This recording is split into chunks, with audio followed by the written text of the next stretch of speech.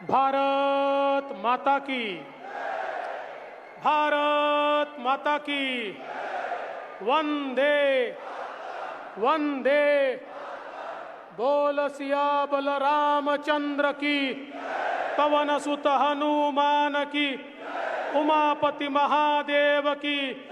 बोलो जी भाई सब संतन की, सनातन हिंदू धर्म की, गौ माता की, भारत माता की, भारत माता की, भारत माता की।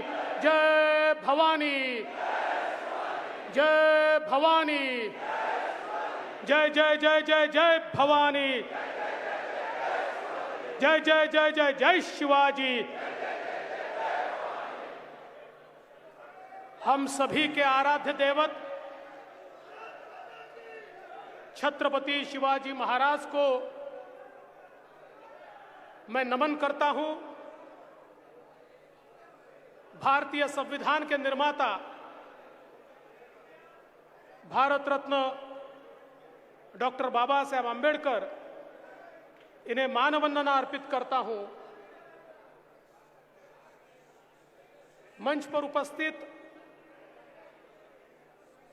हमारे सभी मान्यवर, जिनका नाम आशीष शेलार जी ने, आरयू सिंह जी ने और मंगल जी ने लिया, ऐसे हमारे सारे नेतागण। मैं इसलिए सबके नाम नहीं ले रहा हूं, मैं तय नहीं कर पा रहा हूं कि किसका नाम किस क्रम से लूं। ऐसे अतिरथी महारथी सारे भारतीय जनता पार्टी के मंच पर बैठे। हमार भाई और बहन का हालचाल बा? सब ठीक हो ना? अब आया आवाज।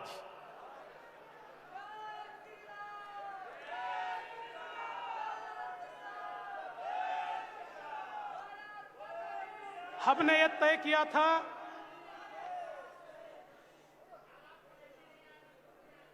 हिंदी भाषी महासंकल्प सभा होगी। वैसे तो 1 महीना पहले ही आरयू सिंह जी और सारे लोग मेरे पास आए और इन्होंने मुझसे समय लिया और उत्तर भारतीय मोर्चा का कार्यक्रम होगा। इसी बीच मुख्यमंत्री जी ने एक सभा घोषित कर दी तो हमारे मीडिया ने चला दिया उत्तर भारतीय मंच का कार्यक्रम नहीं, तो मुख्यमंत्री के सभा को उत्तर देने का कार्यक्रम ये यहां पर होगा। वैसे मैं एक बात कहना चाहता हूं, कल की सभा को वो कह रहे थे मास्टर सभा, मास्टर सभा, मास्टर सभा। पूरा भाषण सुनने के बाद हमारे ध्यान में आया लाफ्टर सभा, लाफ्टर सभा, लाफ्टर सभा।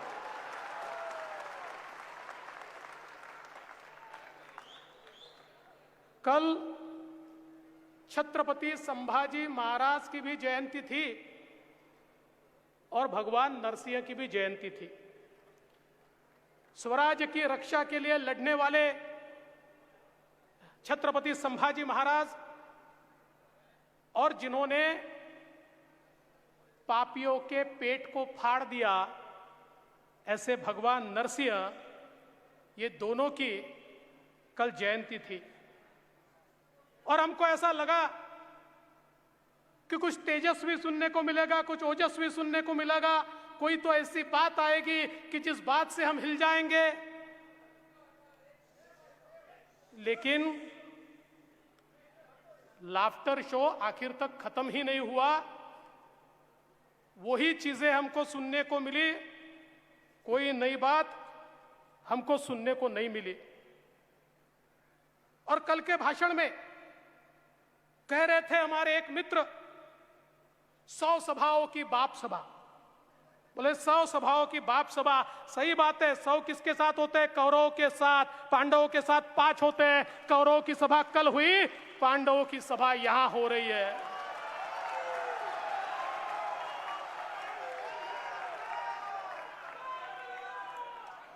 मैं आपसे कुछ सवाल करना चाहता हूं, मुझे जवाब दीजिए। जवाब दीजिए, मुंबई में कोविड में भ्रष्टाचार हुआ कि नहीं हुआ? 1.5 लाख लोगों की मौत हुई कि नहीं हुई? पालघर में साधुओं की निर्मम हत्या हुई कि नहीं हुई? वसूली के आड़ आने वालों को मनसूख हिरेन बनाया कि नहीं बनाया? 100 करोड़ की वसूली के लिए गृह मंत्री जेल में गया कि नहीं गया? दाऊद का दोस्त जेल में होते हुए भी मंत्रिमंडल में है कि नहीं है? हमारे मजदूर भाइयों को नंगे पांव मुंबई छोड़नी पड़ी कि नहीं छोड़नी पड़ी? मुंबई में मेट्रो का, रास्तों का, सफाई का काम बंद है कि नहीं है? मुंबई के एसटीपी में 5,000 करोड़ की बढ़ोतरी हुई कि नहीं हुई? यशवंत जाधव की संपत्ति 35 से 53 हुई कि नहीं हुई? अब मुझे बताइए, इतनी सारी चीजें होने के बाद इसमें से एक भी चीज के ऊपर हमारे मुख्यमंत्री बोले? हमारे मुख्यमंत्री प्रदेश के और देश के पहले मुख्यमंत्री होंगे कि 2.5 साल में इन महाशय ने एक भी भाषण प्रदेश के विकास पर नहीं दिया, प्रदेश के विषय पर नहीं दिया, प्रदेश के लोगों पर नहीं दिया। और अभी अभी हमने हनुमान चालीसा का पठन किया। हनुमान चालीसा तो हमारे दिल में रहती है, पर ये जो रवि राणा, नवनीत राणा है ना, ये नादान है। इनको पता ही नहीं है कि हनुमान चालीसा की 2 लाइनें उद्धव जी को और इस सरकार को पहले से पता है, और सिर्फ उन 2 लाइनों पर वो काम कर रहे हैं। कौन सी 2 लाइनें? राम दुआरे तुम रखवारे, होत न आज्ञा बिन पैसारे।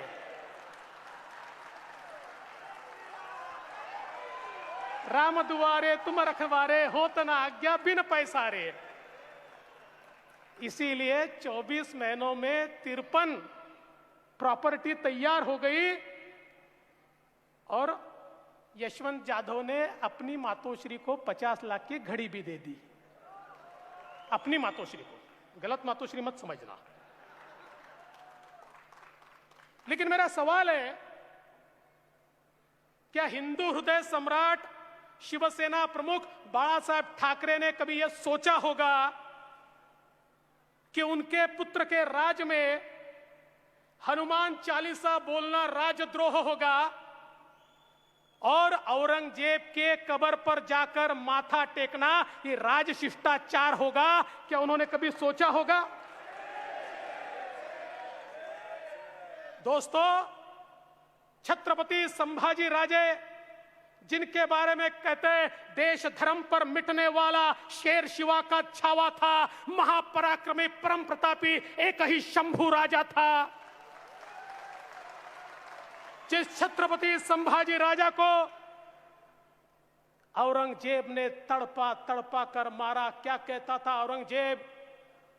ये नहीं कहता था कि तुम्हारा राज दे दो, ये नहीं कहता था तुम्हारा किला दे दो, ये नहीं कहता था तुम्हारी संपत्ति दे दो। वो तो एक ही बात कहता था, संभाजी मुसलमान बन जाओ, धर्म बदल दो, लेकिन देश धर्म पर मिटने वाला शेर शिवा का छावा था, महापराक्रमी परम प्रतापी एक ही शंभू राजा था। संभाजी राजे ने कह दिया, अरे जान भी चली जाए न स्वराज दूंगा न स्वधर्म दूंगा। और ऐसे संभाजी राजा का, उनका खून करने वाले, उनको मौत की घाट उतारने वाले, उनकी निर्मम हत्या करने वाले औरंगजेब की समाधि पर वो असदुद्दीन ओवैसी जाता है और माथा टेकता है, और तुम देखते रह जाते हो। अरे शर्म करो, चुल्लू भर पानी में डूब मरो, चुल्लू भर पानी में डूब मरो। अरे ओवैसी सुन ले, कुत्ता भी ना पेशाब करेगा औरंगजेब की पहचान पर। अब जो भगवा लहराएगा पूरे हिंदुस्तान पर, अब जो भगवा लहराएगा पूरे हिंदुस्तान पर।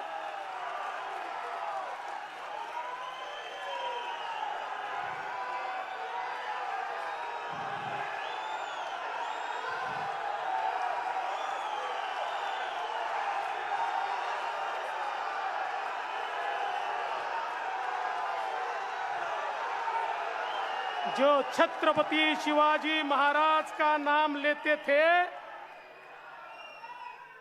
उन्होंने तलवारें म्यान कर दी होगी, लेकिन हमने अपनी तलवारें म्यान में नहीं रखी। हम मुकाबला करेंगे, डट के करेंगे, ठोक के करेंगे।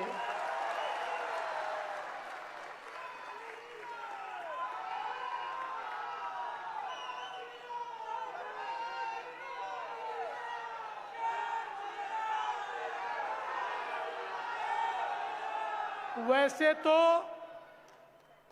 हिंदी भाषियों का सम्मेलन है, किंतु ये सारे हिंदी भाषी मुंबईकर है।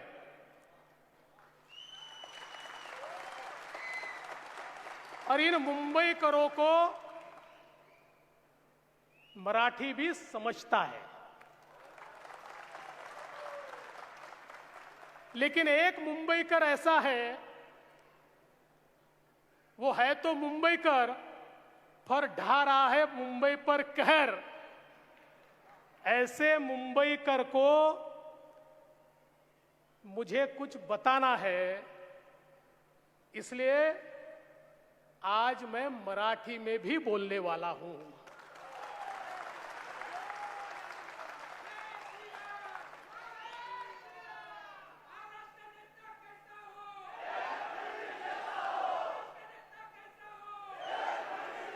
अरे मैंने जब कहा, मी जेव्हा म्हणालो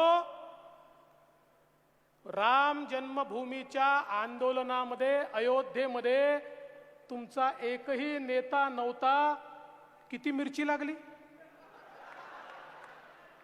अरे मैं तो अयोध्या जा रहा था, मैं तो बाबरी गिरा रहा था, मैं तो मंदिर बना रहा था, तुझको मिर्ची लगी तो मैं क्या करूं?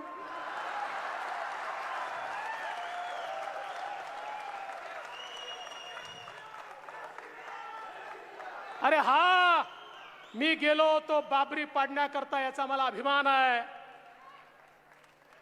अरे उद्धवजी, 1992 साली फेब्रुवारीत मी नगरसेवक झालो, जुलैमध्ये मी वकील झालो, आणि डिसेंबरमध्ये नगरसेवक ॲडव्होकेट देवेंद्र फडणवीस बाबरी पाडायला गेला होता।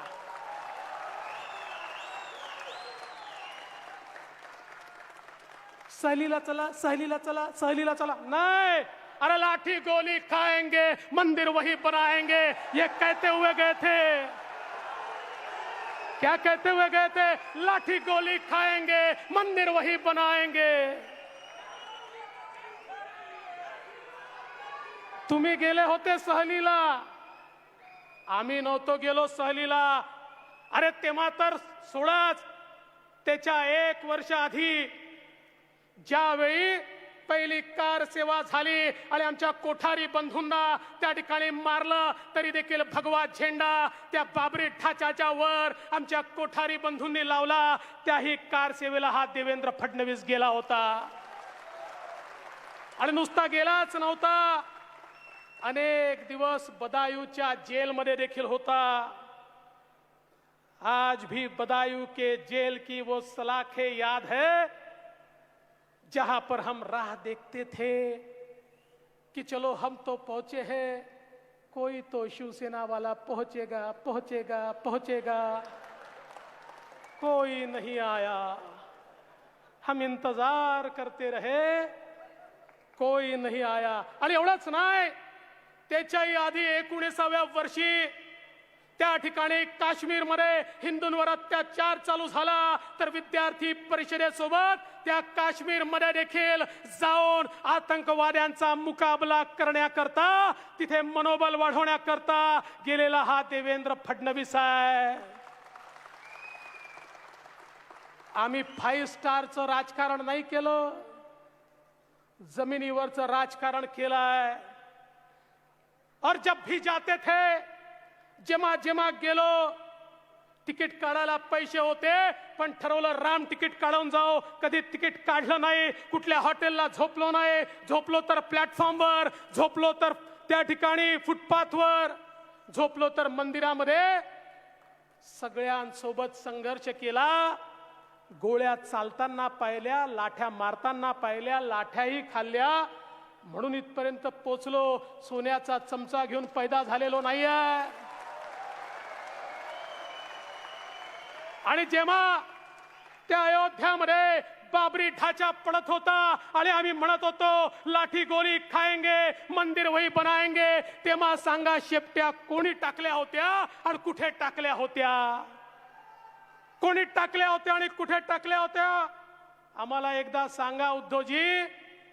आणि म्हणून कार सेवकों का मजाक उड़ाने वालों को मैं कहना चाहता हूं, अरे जब भी इस देश को आवश्यकता होगी हम फिर कार सेवक बनकर जाएंगे और इस देश की धर्म को, संस्कृति को और सुरक्षा को, उसकी रक्षा करने के लिए हम जाएंगे.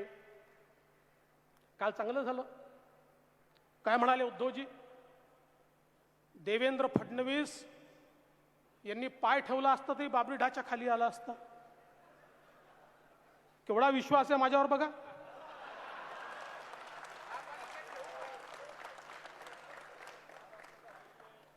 मी तुम्हाला सांगतो कशाला लपवायचं.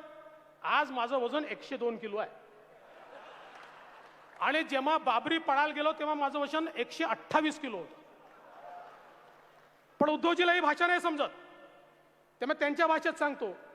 सामान्य माणसाचा FSI जर 1 असेल तर माझा FSI 1.5 आहे आणि बाबरी पडायला गेलो होतो तेव्हा माझा FSI 2.5 होता.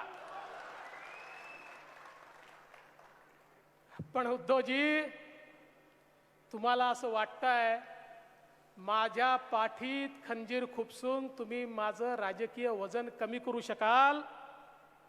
लक्षात ठेवा, हाच देवेंद्र फडणवीस तुमच्या सत्तेच्या बाबरी ढाच्याला खाली आणल्याशिवाय या ठिकाणी थांबणार नाही.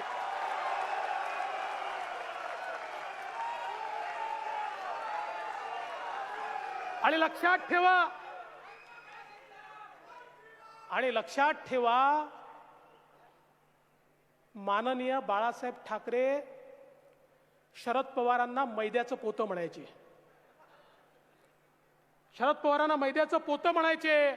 उद्धवजी त्याच मैद्याच्या पोत्याच्या पायावर नाक घासून तुम्ही मुख्यमंत्री झालात. वजनदार लोगों से संभल के रहना. जितना वजन ऊपर दिखता है ना उससे दुगना नीचे. खरं म्हणजे काल कोणीतरी ट्वीट केलं वाघ.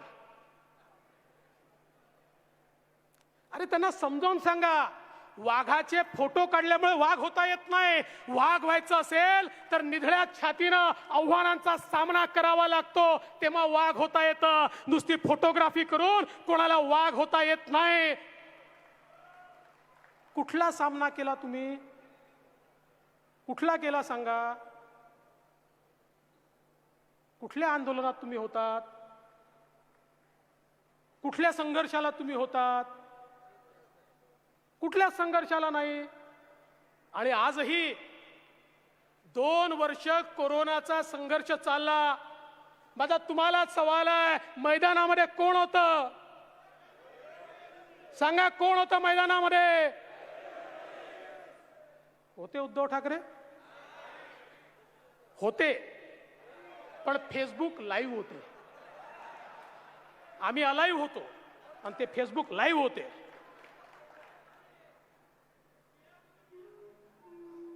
त्यामुळे खरं म्हणजे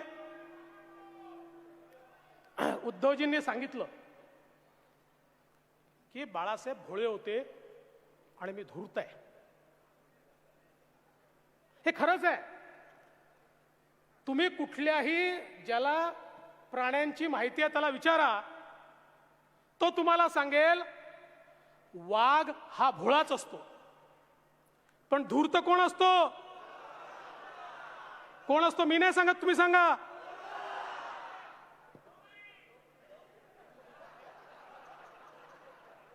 मी नाही म्हणणार.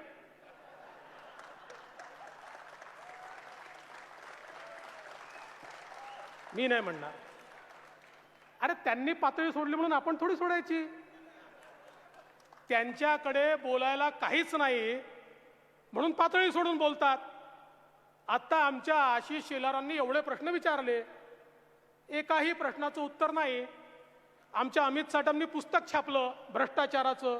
अरे काउंटर पुस्तक तर छापा, तेही छापायला तयार नाहीत. त्यामुळे खरं म्हणजे एक लक्षात ठेवा, बाळासाहेब वाघ होतेच, पण आता या देशामध्ये एकच वाघ आहे और उस शेर का नाम है नरेंद्र मोदी.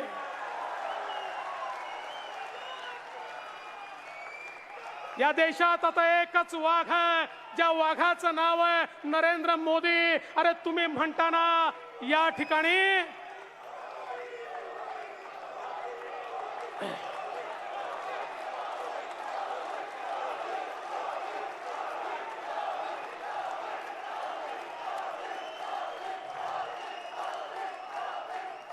तुम्ही म्हणता ना मंदिरातली घंटा वाजवणारा नाही, दहशतवाद्यांना कंठस्नान घालणारा हा हिंदू.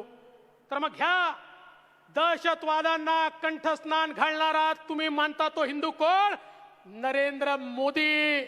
ज्या मोदीजींनी या भारतामध्ये आमच्या सैनिकांवर हल्ला केल्यानंतर थेट सर्जिकल स्ट्राईक केला आणि त्या ठिकाणी सीमेमध्ये घुसून मारलं, ते नरेंद्र मोदी.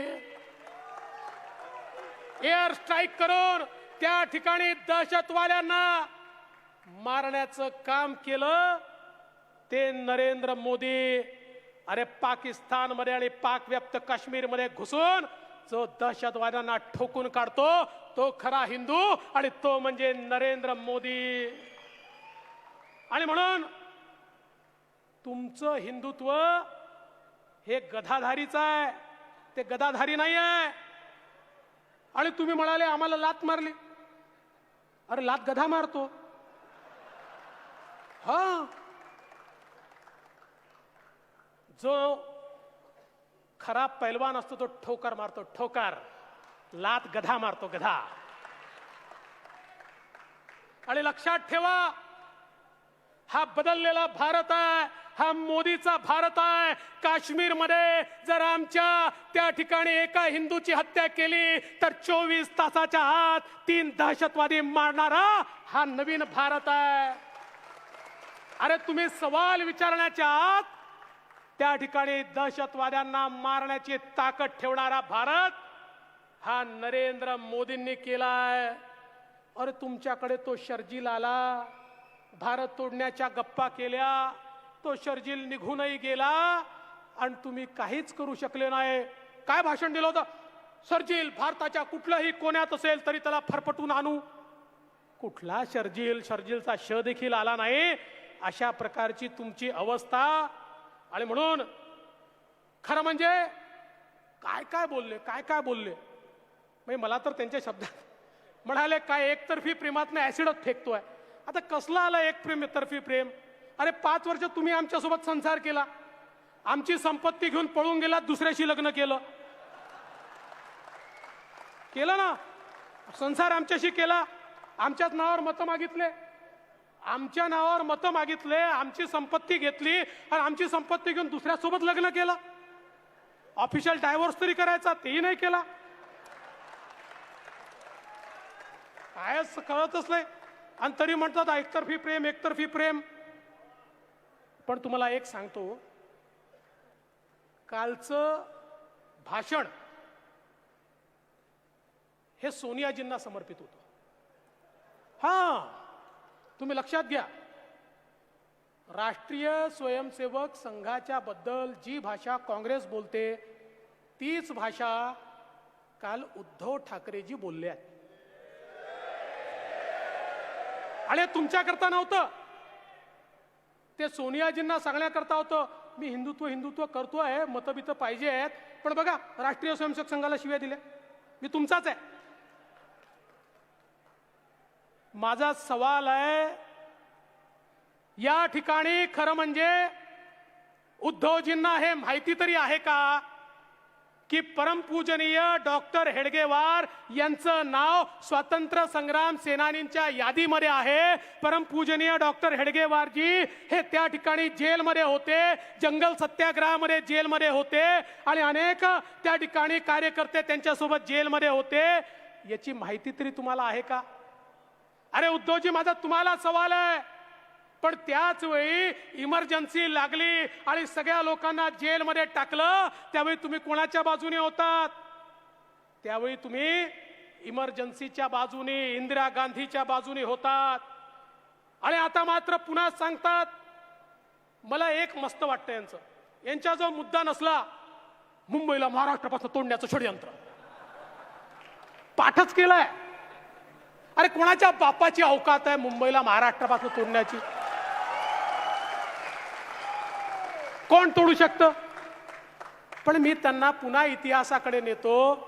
काल जनसंघाबद्दल बोले, अरे तुमचंच गॅझेटियर बघा, महाराष्ट्र शासनाने छापलेल्या गॅझेटियरमध्ये स्पष्टपणे लिहिलेलं आहे की संयुक्त महाराष्ट्र समितीत जे घटक होते त्या घटकातला एक घटक हा जनसंघ होता।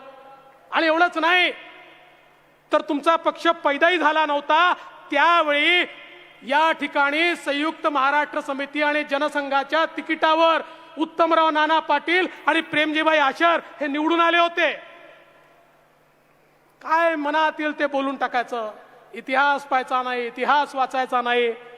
आणि जेव्हा बोलायला काही नसेल, मुंबई वेगळी करणार। अरे मुंबई वेगळी करायची आम्हाला, महाराष्ट्रातनं नाही, तुमच्या भ्रष्टाचारापासून वेगळी करायची आहे, तुमच्या अनाचारापासून वेगळी करायची आहे, तुमच्या दुराचारापासून वेगळी करायची आहे, तुमच्या अत्याचारापासून वेगळी करायची आहे। याच महाराष्ट्रामध्ये महाराष्ट्राला भूषण वाटेल अशी मुंबई तयार करायची आहे आम्हाला, अशी मुंबई तयार करायची आहे। सामान्य मुंबईकराचा पैसा तुम्ही जो लुटला, मगाशी आशीने सांगितलं, रस्ते, पाणी, नाले, गटारी, भुयारी काहीच सोडलं नाही, काहीच सोडलं नाही। आणि म्हणून मी मगाशी सांगत होतो, हे भाषण हे जसं शिवसैनिका करता होतं तसं ते त्या ठिकाणी सोनियाजींकरताही होतं। कारण काल काय सांगितलं, संभाजीनगर मी म्हणतो म्हणजे झालं ना, आता नाव बदलायची आवश्यकता नाही। म्हणजे सोनियाजींची भाषा पुन्हा, म्हणजे मला तर असं वाटतं, ओ खैरे व्हा आता बहिरे, ओ खैरे व्हा आता बहिरे। औरंगाबादचा कायम झाला खसरा आणि भाजपचं सरकार येत नाही तोपर्यंत संभाजीनगर विसरा। आता संभाजीनगर विसरा, कारण उद्धवजींनी काल सोनियाजींना सांगितलं, मॅडम चिंता करू नका, आमचा पाठिंबा काढू नका, आम्ही संभाजीनगर करत नाही, आम्ही औरंगाबादच ठेवतो। त्यामुळे मी त्यांना पुन्हा एकदा सांगू इच्छितो, हे जे तुमचं चाललेलं आहे मुंबईच्या संदर्भात, मुंबई तोडण्याची भाषा वगैरे, तुम्हाला पुन्हा आठवण करून देतो। लक्षात ठेवा, तुम्ही म्हणजे मुंबई नाही, तुम्ही म्हणजे मराठी नाही, तुम्ही म्हणजे महाराष्ट्र नाही, तुम्ही म्हणजे हिंदुत्व नाही। काय म्हणाले, आम्ही मुंबईचे बाप? अरे अनरोस पुत्र ऐकला होता, अनरोस बाप कुठला पैदा झाला माहित नाही, अनरोस बाप कुठला पैदा झाला माहित नाही। अरे मुंबई महाराष्ट्र आणि भारताचा एकच बाप आहे आणि त्या बापाचं नाव आहे छत्रपती शिवाजी महाराज, दुसरा बाप नाही आहे। अरे हे स्वतःला मुंबईचा बाप घोषित करून राहिले। म्हणाले मी पंतप्रधानांच्या व्हीसी मध्ये होतो आणि पंतप्रधानांची मीटिंग IPL सारखी मी त्या ठिकाणी ऐकली, IPL सारखी मनोरंजन करत होते। मला माहित नाही तिथे तर सगळे मुख्यमंत्री होते, चेअरगर्ल आजूबाजूला यांच्या होत्या का मला माहित नाही, पण महाराष्ट्राचा अपमान आहे हो। महाराष्ट्राचे मुख्यमंत्री हे पंतप्रधानांच्या बैठकीत IPL समजून जर बसत असतील आणि तुम्ही महाराष्ट्रात चालवता IPL सारखेच आहे, मनोरंजनच करताय। पण माझा तुम्हाला सवाल आहे, तुमचं तर मनोरंजन होत आहे, पण त्या नांदेडमध्ये त्या ठिकाणी अतिरिक्त ऊस विकत घेतला नाही म्हणून ज्या शेतकऱ्यांनी आत्महत्या केली त्या शेतकऱ्याकडे कोण पाहणार आहे? ज्या एसटीच्या 135 कर्मचाऱ्यांनी आत्महत्या केली त्यांच्याकडे कोण पाहणार आहे? ज्या मराठ्यांचं आरक्षण गेलं त्यांच्याकडे कोण पाहणार आहे? ज्या ओबीसींना आरक्षणापासून तुम्ही वंचित केलं त्यांच्याकडे कोण पाहणार आहे? पाणी आणि वीज या ठिकाणी मिळत नाही त्या सामान्य माणसाकडे कोण पाहणार आहे? या ठिकाणी शेतमजूर असेल, 12 बलुतेदार असेल, त्याच्याकडे कोण पाहणार आहे? अरे तुमचं मनोरंजन चाललंय, पण या ठिकाणी सामान्य माणसाची होरपळ होते आहे. आणि म्हणून खरं तर मुंबईमध्ये आम्ही काय काय केलं हे सांगायची आवश्यकता नाही. आशिषजींनी ते सांगितलंय. मेट्रोचं जाळं असेल, इंदू मिलचं स्मारक असेल, कोस्टल रोड असेल, ट्रान्सफॉर्मर लिंक असेल, लिंक रोड असेल, सी लिंक असेल, नवी मुंबईचा एअरपोर्ट असेल, हजारो गोष्टी या ठिकाणी सांगता येतील की ज्या आम्ही केल्या. पण तुम्ही मात्र विकासावर काहीच बोलत नाही. तुमचं कर्तृत्व काय? इस सरकार का निर्णय क्या? दारू पर टैक्स कम, बार पर टैक्स कम, बिल्डरों को रियायतें, डेवलपरों को रियायतें और बचा खुचा माल. होत ना आज्ञा बिन पैसा रे, होत ना आज्ञा बिन पैसा रे. और मैं तो ये कहना चाहता हूं, अरे सामान्य आदमी का दुख तुमको कब पता चलेगा? अरे राजा राजमहल से बाहर निकलेगा तो ही ना पता चलेगा गरीब कैसा रहता है, कैसा जीता है, कैसा खाता है, कैसा पीता है. अरे राजमहल में बैठकर राज करने वाले इस बात को समझ नहीं सकते जो राजर्षि है. नरेंद्र मोदी जी जैसे जो राजा तो है लेकिन ऋषि है, जो अपने आप को सेवक कहते हैं, वो जानते हैं गरीबों का दर्द क्या है, इसलिए गरीबों के लिए काम करते हैं, इसलिए गरीबों के मसीहा है, इसलिए उनके पीछे पूरी दुनिया खड़ी है. दोस्तों काय म्हणाले? सकाळचा शपथविधी, सकाळचा शपथविधी. अरे सकाळचा शपथविधी केला तो यशस्वी झाला नाही याचा मला आनंद आहे. पण यशस्वी जरी झाला असताना माझ्या मंत्रिमंडळामध्ये कुठला वाझे नसता. माझ्या मंत्रिमंडळामध्ये अनिल देशमुख आणि त्या नवाब मलिकला हिम्मत झाली नसती. आणि ज्या क्षणी दाऊदचा साथी मंत्रिमंडळात ठेवायचा की सरकारला लाद घालायची, ठोकर मारायची, हे आमच्या समोर विषय आला असता, त्यावेळी दाऊदच्या साथीदाराला मंत्रिमंडळात ठेवायच्या ऐवजी आम्ही त्या मंत्रिमंडळाला ठोकर मारली असती. पण आज त्याचंही समर्थन करतायत. वर्क फ्रॉम जेल चाललाय, त्यांचे फोटो छापले जात आहेत आणि या ठिकाणी आम्हाला विचारतात तुम्ही त्यांच्या सोबत बसले असते का? आणि म्हणून लक्षात ठेवा, या ठिकाणी खरं म्हणजे उद्धवजी काल सांगत होते सामनामध्ये सत्य छापून येतं, सामनामध्ये सत्य छापून येतं. माझा एकच सवाल आहे, तुम्ही 2014 पूर्वी सामनामध्ये शरद पवार साहेब आणि सोनिया गांधी यांच्याबद्दल जे छापत होतात ते सत्य आहे का? हे जर आम्हाला एकदा सांगितलं तर आमचं या ठिकाणी खऱ्या अर्थानं समाधान होईल. आणि शेतकऱ्याला बांधावर तुम्ही जे आश्वासन दिलं होतं ते आश्वासनही सामनात छापून आलं होतं, त्याचं नेमकं काय झालं हे देखील या ठिकाणी सांगितलं पाहिजे. आणि म्हणून मैं तो इतना ही कहना चाहता हूं, अब तो हनुमान चालीसा की शुरुआत हो गई है. अब चिंता की बात नहीं है, लंका का दहन होगा और मेरे साथ ये सारी वानर सेना खड़ी है, ये अतिरथी महारथी खड़े हैं, ये सब मिलकर अब यहाँ पर लंका का दहन करेंगे. और इसलिए इतना ही कहना चाहता हूं, ये जो हालात है ये सब तो सुधर जाएंगे. ये जो हालात है ये सब तो सुधर जाएंगे, पर जाते जाते कई लोग निगाहों से उतर जाएंगे. सवाल जहर का नहीं था, सवाल जहर का नहीं था, वो तो मैं पी गया. तकलीफ लोगों को तब हुई जब पीकर भी मैं जी गया. आणि म्हणून खरं म्हणजे हमारे सारे हिंदी भाषियों के इस सम्मेलन में आपने मेरा स्वागत किया, सत्कार किया, आपका आभार व्यक्त करता हूं। लेकिन ये मेरा स्वागत सत्कार मुझे तभी फलेगा जिस दिन इस मुंबई की महानगर पालिका को भ्रष्टाचारियों के हाथ से हम मुक्त करेंगे। जिस दिन इस महानगर पालिका पर भगवा तो फहरेगा, लेकिन भारतीय जनता पार्टी का भगवा फहरेगा। बताइए, आप तैयार है? तैयार है? तैयार है? तो मेरे साथ एक गीत बोलना है आपको। मैं बोलूंगा, मेरे पीछे बोलेंगे, जागो तो एक बार, जागो जागो तो,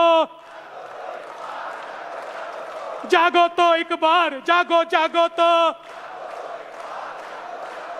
जागो तो एक बार हिंदू, जागो तो, जागो तो एक बार हिंदू, जागो तो। जागे थे वीर शिवाजी, जागे थे वीर शिवाजी, जागे थे वीर शिवाजी, भागे सारे दुश्मन पाजी, भागे सारे दुश्मन पाजी, मचा दिया संग्राम, जागो जागो तो, जागो तो एक बार हिंदू, जागो तो, जागो तो एक बार, जागो जागो तो।